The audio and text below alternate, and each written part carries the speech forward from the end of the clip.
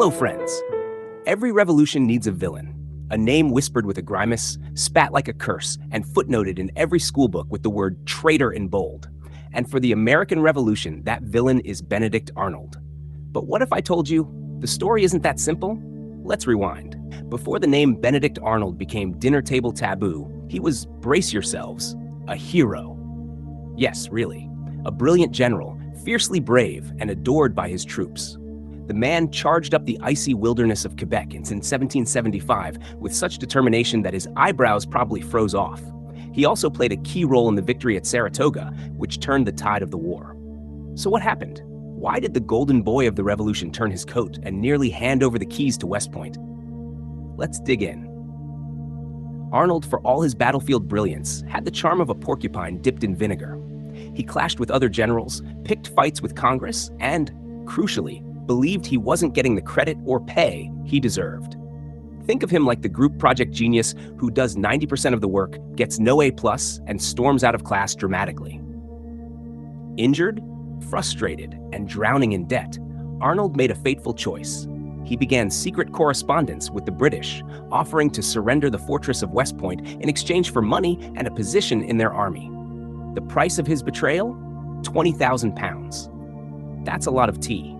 But before he could complete the deal, his British contact, Major John Andre, was captured with incriminating papers.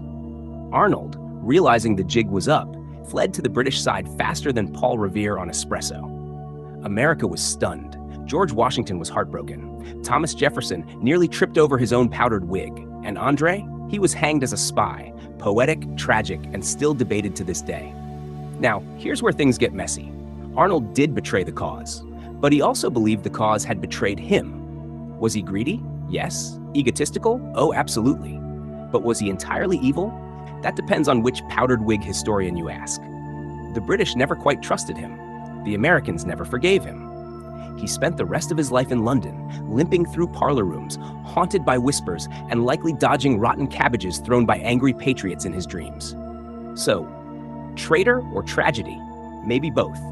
Maybe Benedict Arnold wasn't just a man who changed sides, but a cautionary tale about what happens when a revolution forgets to take care of its own champions.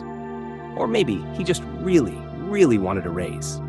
Either way, his name became the ultimate American insult. But while Arnold sulked across the Atlantic, a bigger world was catching fire. The American Revolution was no longer just 13 colonies throwing a tea party. It was becoming global. France had already joined the cause. But now Spain was joining the fray. Dutch ships were getting nervous, and Britain found itself in a diplomatic food fight across the oceans. So next time, we sail beyond American shores in an episode we're calling Allies Abroad, France, Spain, and the Wider War. Because it turns out, liberty loves company.